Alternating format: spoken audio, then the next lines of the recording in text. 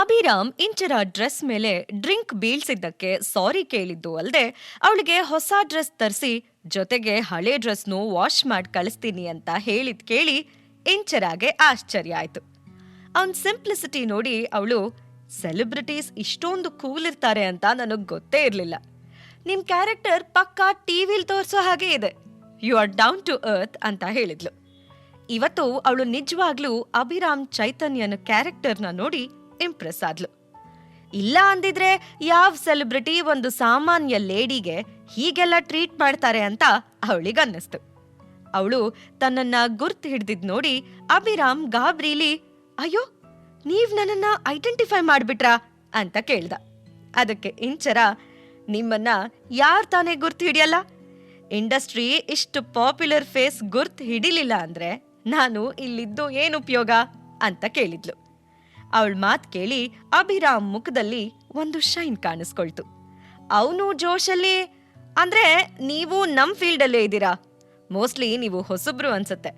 ಯಾಕೆ ಅಂದ್ರೆ ನಾನು ಇಲ್ಲಿ ತನಕ ನಿಮ್ಮನ್ನ ಎಲ್ಲೂ ನೋಡಿಲ್ಲ, ಸಾರಿ. ಅಂದ್ಹಾಗೆ ನಿಮ್ ಹೆಸರು ಅಂತ ಕೇಳಿದ್ದಕ್ಕೆ ಇಂಚರ, ನಾನು ಇಂಚರ, ರೋಹನ್ ಶೆಟ್ಟಿ ಮ್ಯಾನೇಜರ್ ಅಂದ್ಲು. ಅವಳ ಪರಿಚಯ ಕೇಳಿ ಅಭಿರಾಮ್ ಶಾಕ್ ಆಗ್ಬಿಟ್ಟ.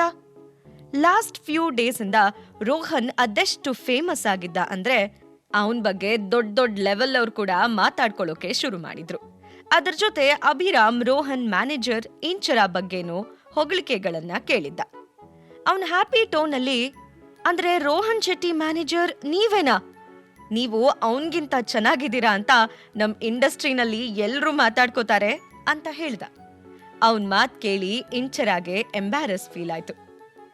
ಈಗ ಜನ ರೋಹನ್ ಜೊತೆ ನನ್ನನ್ನು ಗುರ್ತಿಸ್ತಾರೆ, ನನ್ ಬಗ್ಗೆ ತಿಳ್ಕೋತಾರೆ ಅಂತ ನನಗ್ ಗೊತ್ತಿರ್ಲಿಲ್ಲ.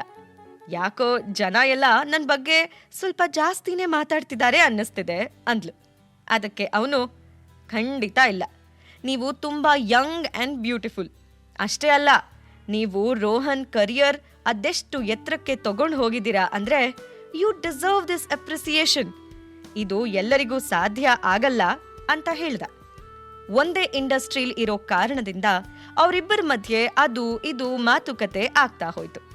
ಸ್ವಲ್ಪ ಹೊತ್ತು ಆಗ್ತಿದ್ದ ಹಾಗೆ Inchara, it was nice meeting you, ನಾನು ಯಾರನ್ನೋ ಮೀಟ್ ಮಾಡಬೇಕು, ಎಕ್ಸ್ಕ್ಯೂಸ್ ಮೀ ಅಂತ ಹೇಳಿ ಅಲ್ಲಿಂದ ಹೊರಡಬೇಕು ಅನ್ನೋ ಅಷ್ಟರಲ್ಲಿ ಅಭಿರಾಮ್ ಹಿಂದ್ಗಡೆಯಿಂದ, Inchara, this is my card, ನೀವು ನಿಮ್ ಕಾಂಟ್ಯಾಕ್ಟ್ ಡೀಟೇಲ್ಸ್ ಕೊಟ್ಟಿದ್ರೆ ಚೆನ್ನಾಗಿರೋದು, ಇಲ್ಲ ಅಂದ್ರೆ ನಾನು ನಿಮ್ ಡ್ರೆಸ್ ಹೇಗ್ ವಾಪಸ್ ಕಳ್ಸೋದು ಅಂತ ಹೇಳ್ದ. ಮೊದಲು ಅವ್ನು ಹೇಳಿದ್ ಕೇಳಿ ಅವಳು ಯೋಚಿಸೋಕೆ ಶುರು ಮಾಡಿದ್ರು. ಈಗ ಅವನು ಡ್ರೆಸ್ ಬಗ್ಗೆ ಹೇಳಿದ್ ಕೇಳಿ ಬ್ಯಾಗಿಂದ ತನ್ನ ಕಾರ್ಡ್ ತೆಗೆದು ಅವನ ಕೈಗೆ ಕೊಟ್ಲು. ಅಷ್ಟು ಬೇಗ ಅವಳು ಯಾರ ಜೊತೆಗೂ ಫ್ರೆಂಡ್ಲಿ ಆಗೋಕೆ ಇಷ್ಟಪಡ್ತಿರ್ಲಿಲ್ಲ. ಆದ್ರೆ ಅಭಿರಾಮ್ ಕೂಡ ಅವಳದ್ದೇ ಇಂಡಸ್ಟ್ರಿಯೋನ್ ಆಗಿದ್ರಿಂದ ಏನಾದ್ರೂ ಕೆಲ್ಸ ಇದ್ರೆ ಉಪಯೋಗ ಆಗತ್ತೆ ಅಂದ್ಕೊಂಡು ತನ್ನ ಕಾರ್ಡನ್ನ ಕೊಟ್ಲು. ಅಲ್ಲಿಂದ ಈ ಕಡೆ ಬಂದು ಇಂಚರ ಸಂಗಮ್ ಎಲ್ಲಿದ್ದಾನೆ ಅಂತ ಸುತ್ತಮುತ್ತಲು ಹುಡ್ಕೋಕೆ ಶುರು ಮಾಡಿದ್ಲು. ಯಾಕೆ ಅಂದ್ರೆ ಅಷ್ಟು ದೊಡ್ಡ ಹಾಲಲ್ಲಿ ಅವನು ಎಲ್ಲೂ ಕಾಣಿಸ್ತಾ ಇರ್ಲಿಲ್ಲ. ಸಂಗಮ್ ಕೂಡ ಅವಳು ಮೊದಲು ಕೂತಿದ್ದಲ್ಲಿ ಬಂದು ಅವಳನ್ನ ಹುಡುಕ್ತಿದ್ದ. ಆಗ ಸಡನ್ ಆಗಿ ಇಬ್ರು ಎದುರುಗಡೆ ಬಂದ್ರು. ಇಂಚರಾನ ಡ್ರೆಸ್ ಚೇಂಜ್ ಆಗಿರೋದನ್ನ ಸಂಗಮ್ ಕೇರ್ಫುಲ್ ಆಗಿ ನೋಡ್ತಾ, ಯಾಕೆ ಡ್ರೆಸ್ ಚೇಂಜ್ ಮಾಡ್ದೆ ಅಂತ ಕೇಳ್ದ. ಅದಕ್ಕೆ ಅವಳು, ಆಕ್ಚುಲಿ ನಾನು ಅಭಿರಾಮ್ ಚೈತನ್ಯ ಅವರನ್ನ ಮೀಟ್ ಮಾಡ್ದೆ ಅಂತ ಹೇಳ್ತಾ ಪೂರ್ತಿ ಸ್ಟೋರಿ ಹೇಳಿದ್ಲು. ಇವತ್ತು ಸಂಗಮ್ಮೆ ಖುದ್ದಾಗಿ ಅವಳಿಗೋಸ್ಕರ ಡಿಸೈನರ್ ಹತ್ರ ಡ್ರೆಸ್ ತರಿಸಿದ್ದ, ಹಾಗಾಗಿ ಅದನ್ನ ಚೇಂಜ್ ಮಾಡಿದ್ ನೋಡಿ ಅವನಿಗೆ ಬೇಜಾರಾಗಿರ್ಬೇಕು ಅಂತ ಅವಳು ಅಂದ್ಕೊಂಡ್ಲು. ಆದ್ರೆ ಸಂಗಮ್ ಏನೂ ಹೇಳದೆ ಸುಮ್ನೆನೆ ನಿಂತಿದ್ದ. ಯಾಕೆ ಅಂದ್ರೆ ಇಂಚರ ಮುಖದಲ್ಲಿರೋ ಹೆಸಿಟೇಷನ್ ಅವನು ಮೊದಲೇ ಅಬ್ಸರ್ವ್ ಮಾಡಿದ್ದ. ಹಾಗಾಗಿ ಸಿಚುವೇಶನ್ ಅಡ್ವಾಂಟೇಜ್ ತಗೊಳ್ತಾ ಅವಳನ್ನ ಚುಡಾಯಿಸ್ತಾ, ನೀವು ಮ್ಯಾರಿಡ್ ಅಂತ ಮರ್ತು ಬಿಟ್ಟಿದ್ದೀರಾ? ಹಾ, ಅದ್ ಯಾರೋ ಹೇಳಿದ್ರು ಅಂತ ಅವ್ರು ಕೊಟ್ಟು ಡ್ರೆಸ್ ತಗೊಂಡು ಹಾಕೊಳ್ಳೋದು ಸರಿಯಲ್ಲ ಅಂತ ಇಂಚರಾಗೆ ಅಂಟ್ಕೊಂಡ್ ನಿಂತು ಹೇಳ್ದ. ಅವನು ಹಾಗೆ ಹೇಳಿದ್ ಕೇಳಿ ಅವಳು ಒಂದು ಕ್ಷಣ ಗಾಬರಿಯಾಗಿ, ಅದು ಅವರು ಅಂತ ಹೇಳಿ ಎಕ್ಸ್ಪ್ಲನೇಷನ್ ಕೊಡೋಕೆ ಶುರು ಮಾಡಿದ್ಲು. ಅದನ್ನ ನೋಡಿ ಸಂಗಮ್ಗೆ ನಗು ಬಂದು ಹೋಯ್ತು. ತನ್ನ ಚಿಕ್ಕ ಡ್ರಾಮಾನ ನಿಜ ಅಂದ್ಕೊಂಡು ಅವಳು ಇಷ್ಟೆಲ್ಲ ಭಯ ಪಡ್ತಾಳೆ ಅಂತ ಅವನಿಗೆ ಗೊತ್ತೇ ಇರಲಿಲ್ಲ. ಆದ್ರೂ ಅವಳು ಹಾಗೆ ತನಗೆ ಎಕ್ಸ್ಪ್ಲನೇಷನ್ ಕೊಡೋದು ಅವನಿಗೇನೋ ಒಂಥರ ಖುಷಿ ಕೊಡ್ತು. ಆ ದೃಶ್ಯ ಮತ್ತೆ ಸಾಧ್ವಿ ಕಣ್ಣಿಗೆ ಬಿತ್ತು. ಇಲ್ಲಿ ತನಕ ಸಂಗಮ್ ಯಾವ ಹುಡುಗಿ ಜೊತೆನೂ ಇಷ್ಟು ಕ್ಲೋಸ್ ಆಗಿರೋದನ್ನ ಅವಳು ನೋಡೇ ಇರ್ಲಿಲ್ಲ.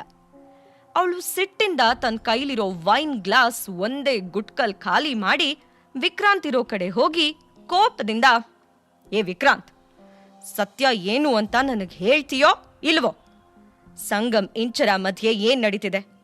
ಅವರಿಬ್ಬರನ್ನ ನೋಡಿದ್ರೆ ರಿಲೇಟಿವ್ಸ್ ಅಂತ ಯಾವ ಮುಟ್ಟಾಳನೂ ನಂಬೋಕೆ ಸಾಧ್ಯ ಇಲ್ಲ. ಅವ್ರಿಬ್ಬರಿಗೂ ಏನ್ ಸಂಬಂಧ ಇದೆ ಅಂತ ಹೇಳು. ಸುಮ್ನೆ ನನ್ನ ಪೇಷನ್ಸ್ನ ಚೆಕ್ ಮಾಡಬೇಡ ಅಂತ ಸಿಟ್ಟಲ್ಲಿ ಹೇಳಿದ್ಲು. ಅವಳ ಮಾತು ಕೇಳಿ, ಈಗ ನಾನು ಸುಳ್ಳು ಹೇಳೋಕ್ ಸಾಧ್ಯ ಇಲ್ಲ. ಸಂಗಮ್ ಇಂಚರ ಒಟ್ಟಿಗೆ ಇರೋದ್ ನೋಡಿ ಸಾಧ್ವಿ ಮನಸ್ಸಲ್ಲಿ ಅನುಮಾನ ಹುಟ್ಟಿದೆ ಅಂತ ಅರ್ಥ ಆಗಿ, ವಿಕ್ರಾಂತ್, ನೋಡು ಸಾಧ್ವಿ, ನಾನು ಇದ್ರ ಬಗ್ಗೆ ಜಾಸ್ತಿ ಏನೂ ಹೇಳೋಕ್ಕಾಗಲ್ಲ. ನೀನು ಹೋಗಿ ಸಂಗಮ್ನೆ ಕೇಳು ಅಂತ ಹೇಳ್ದ. ಆಗ ಸಾಧ್ವಿ ಕೋಪದಿಂದ, Vikrant, this is the last time I am asking you.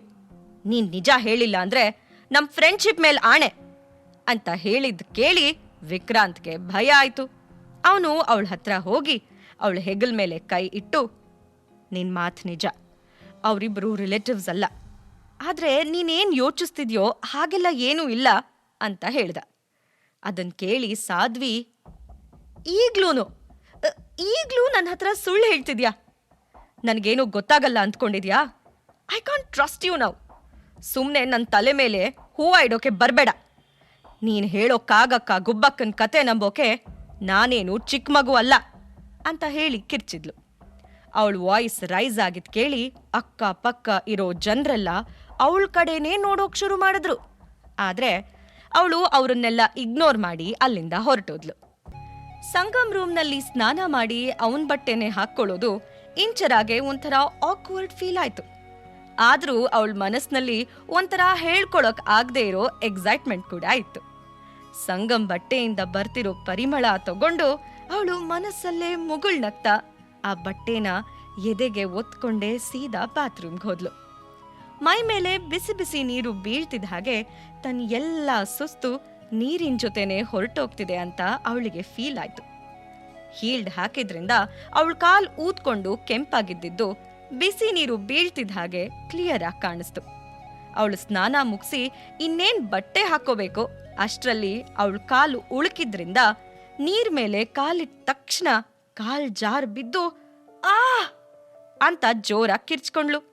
ಅವಳು ಅದ್ಯಾವ ರೀತಿ ಬಿದ್ದಿದ್ಲು ಅಂದ್ರೆ ಮೇಲ್ ಎದ್ದೇಳೋಕು ಅವಳಿಗೆ ಸಾಧ್ಯ ಆಗ್ತಾ ಇರ್ಲಿಲ್ಲ.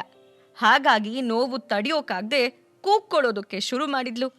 ಕಷ್ಟಪಟ್ಟ ಮೇಲೆ ಏಳೋಕೆ ಟ್ರೈ ಮಾಡಿದ್ರು ನೋವಿನ ಕಾರಣದಿಂದ ಸಾಧ್ಯನೇ ಆಗ್ಲಿಲ್ಲ. ಇನ್ನು ಬಟ್ಟೆ ಹಾಕೊಳ್ದೆ ಇದ್ದಿದ್ರಿಂದ ಅವಳು ಮತ್ತೂ ಪ್ಯಾನಿಕ್ ಆಗಿದ್ಲು. ನೋವು ತಡಿಯೋಕೂ ಆಗದೆ ಮೇಲೇಳೋಕೂ ಆಗದೆ ಅವಳು ಇನ್ನು ಬಾತ್ರೂಮ್ನಲ್ಲೇ ಕೂತಿದ್ಲು. ಅವಳ ಕಿರ್ಚಾಟ ಪಕ್ಕದ ಸ್ಟಡಿ ರೂಮ್ನಲ್ಲಿರೋ ಸಂಗಮ್ಗೂ ಕೇಳಿಸ್ತು. ಏನೋ ಪ್ರಾಬ್ಲಮ್ ಆಗಿದೆ ಅಂತ ಸೆನ್ಸ್ ಆಗಿ ಅವನು ತಡ ಮಾಡ್ದೆ ಓಡ್ತಾ ತನ್ನ ರೂಮಿಗೆ ಬಂದ. ಅಲ್ಲಿಗೆ ಬರ್ತಿದ್ದ ಹಾಗೆ ಇಂಚರ ಇನ್ನು ಬಾತ್ರೂಮ್ ಒಳಗಡೆನೆ ಇದ್ದಾಳೆ ಅಂತ ಗೊತ್ತಾಗಿ ಡೋರ್ ಬಡ್ದ. ಅವನ ಹಾರ್ಟ್ ಜೋರಾಗಿ ಹೊಡ್ಕೊಳ್ಳೋಕೆ ಶುರುವಾಯ್ತು.